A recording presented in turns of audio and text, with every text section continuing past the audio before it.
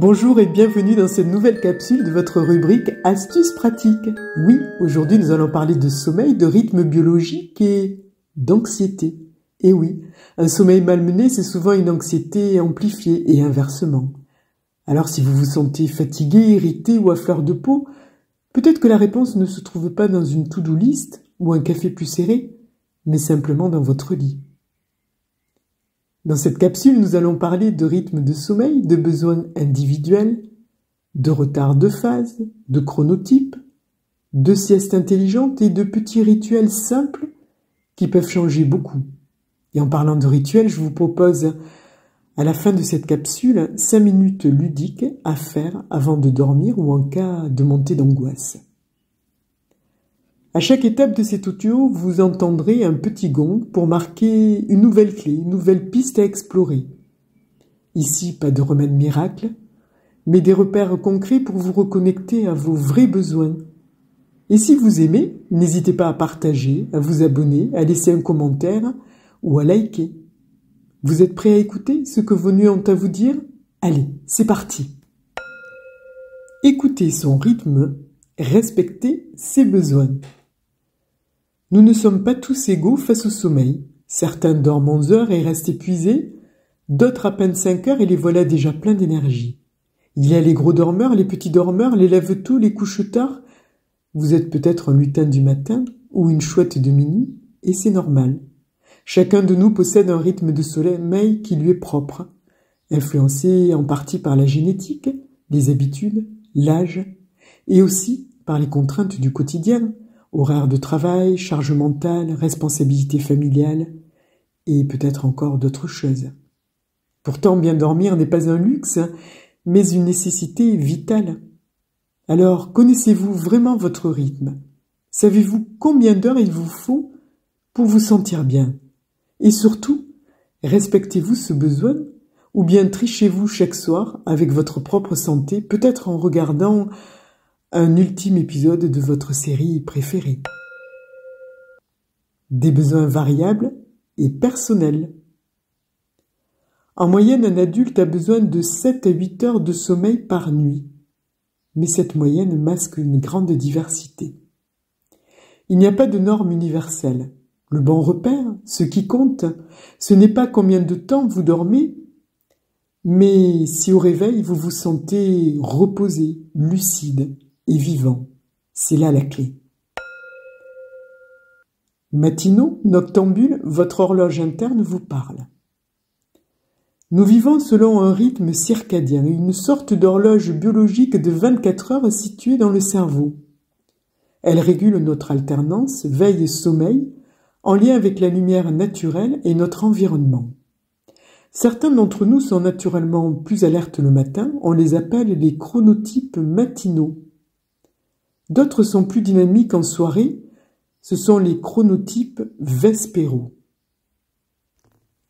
Les personnes dites du soir sont plus créatives à 22 heures plutôt qu'à 10 heures. Elles ont souvent du mal à s'endormir tôt. Les personnes dites du matin, au contraire, s'endorment vite et se réveillent aux aurores, même après une nuit courte.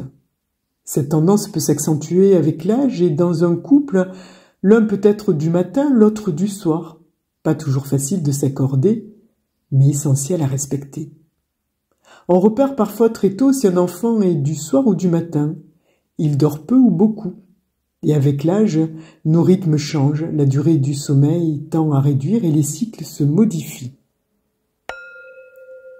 Retard de phase quand le sommeil ne suit pas l'horloge sociale. Certaines personnes, souvent adolescentes ou jeunes adultes ou encore d'autres personnes, présentent un syndrome de retard de phase. Elles ne ressentent pas la fatigue avant 1 heure ou 2 heures du matin et peinent à se lever tôt malgré le besoin. S'il vous semble que vous pourriez vous endormir sans difficulté en milieu de matinée, c'est que vous n'avez sans doute pas assez dormi ou que la qualité de votre sommeil est insuffisante. Ensuite, la deuxième question à se poser est: pouvez-vous fonctionner de façon optimale et sans caféine jusqu'à midi? Si la réponse est non, vous automédicamentez votre état chronique de privation de sommeil. Cela perturbe la vie scolaire, professionnelle ou familiale, sociale. Ce décalage est aggravé par des stimulations tardives, lumière bleue des écrans, activités intellectuelles ou sociales intenses, et par l'irrégularité des horaires de lever. Le décalage entre notre rythme naturel et les contraintes de la vie, travail, enfants et d'autres choses encore, crée du stress et fragilise notre équilibre émotionnel. Une personne du soir, forcée de se lever tous les jours à 6 heures, accumule une dette de sommeil qui impacte sa concentration, son humeur et sa santé mentale. Bonne nouvelle, il est possible de reprogrammer progressivement l'horloge interne en s'exposant à une forte lumière naturelle le matin, en faisant de l'exercice tôt dans la journée et surtout en se levant à heure fixe, même le week-end. Peut-on récupérer une nuit courte avec une grasse matinée? Pas vraiment, le corps fonctionne sur une programmation régulière. Si vous vous couchez tard, vous ne pourrez pas compenser efficacement avec un lever très tardif. Pire, cela risque de désynchroniser votre rythme encore davantage. Mieux vaut s'en tenir à une routine stable, en particulier pour l'heure du lever qui est essentielle pour exposer le corps à la lumière du jour et ainsi remettre les pendules à l'heure. Un bon conseil, profitez des vacances pour observer vos besoins réels. Couchez-vous quand vous vous sentez naturellement fatigué et réveillez-vous sans réveil. Répétez cette expérience plusieurs jours d'affilée. Vous découvrirez peut-être votre besoin réel de 7h30 ou plus ou un tout petit peu moins. Et la sieste dans tout ça, longtemps mal perçue en France et dans d'autres pays associée à l'enfance ou à la paresse, la sieste revient en force et c'est tant mieux. Dans certains pays comme le Japon, elle est même encouragée en entreprise. Une sieste courte de 20 minutes après le déjeuner a de nombreux bienfaits. Elle améliore la mémoire, elle abaisse le stress, elle donne du regain d'énergie, elle améliore la digestion et elle protège le cœur et le système nerveux. C'est aussi un excellent moyen de compenser un manque ponctuel de sommeil sans perturber l'endormissement du soir. Alors pourquoi s'en priver? En résumé, vous avez un rythme de sommeil unique. Respectez-le. Exposez-vous à la lumière le matin, même l'hiver. Levez-vous à heure fixe, même après une soirée tardive. Instaurez une routine apaisante avant le coucher. Évitez de boire de l'alcool.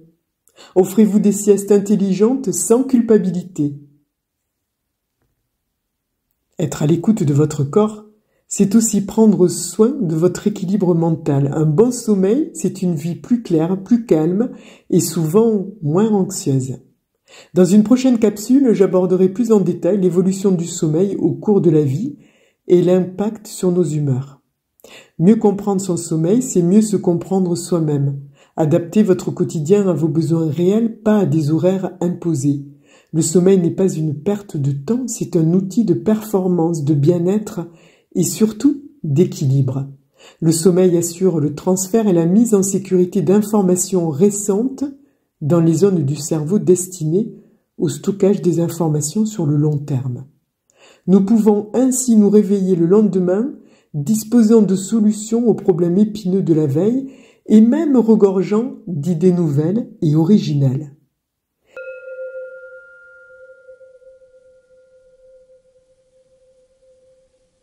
Et maintenant, une proposition ludique de 5 minutes à faire avant de dormir ou en cas de montée d'angoisse.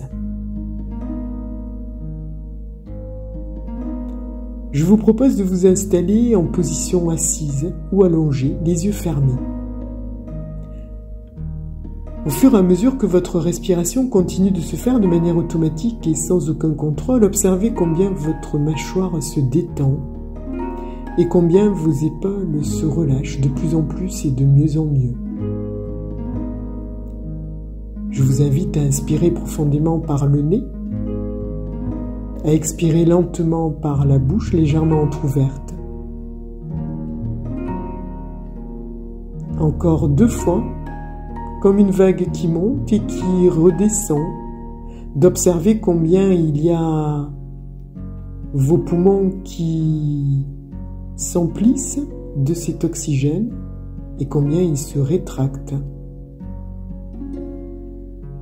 à l'expiration. Et petit à petit et de mieux en mieux, je vous propose de visualiser un nuage doux, cotonneux, suspendu juste au-dessus de votre tête. Il est de la couleur qui vous apaise le plus. Peut-être un bleu nuit, un violet lavande, un vert d'eau. Quelle est la couleur du calme? Laissez-la venir tranquillement, à son rythme.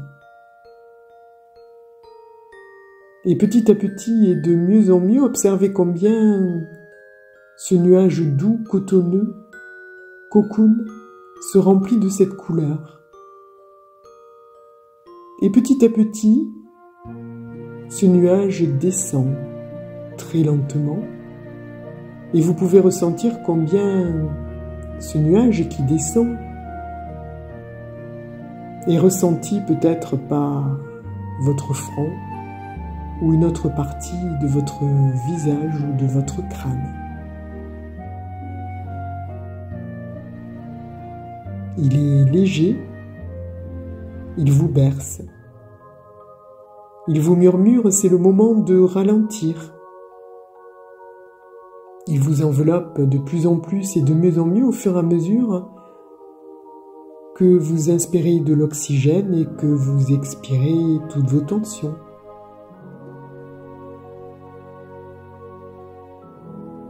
Et peut-être vous pouvez imaginer que cette couleur entre en vous avec ce nuage doux à chaque inspiration. Et cette couleur repeint doucement l'intérieur de votre corps, du sommet de votre crâne jusqu'au bout des pieds, jusqu'au bout de vos orteils. À droite, à gauche, devant, derrière, à l'horizontale, à la verticale. Cette couleur calme les pensées agitées, apaise le cœur, relâche les tensions.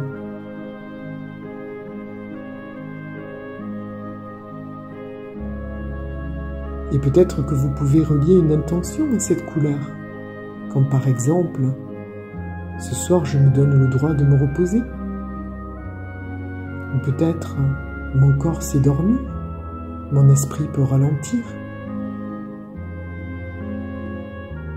Et je vous propose de rester là encore un instant, porté par ce nuage. Votre couleur devient un refuge, votre refuge. Et seul vous connaissez le chemin pour retrouver ce refuge. À chaque respiration, vous entrez un peu plus dans le calme, la détente.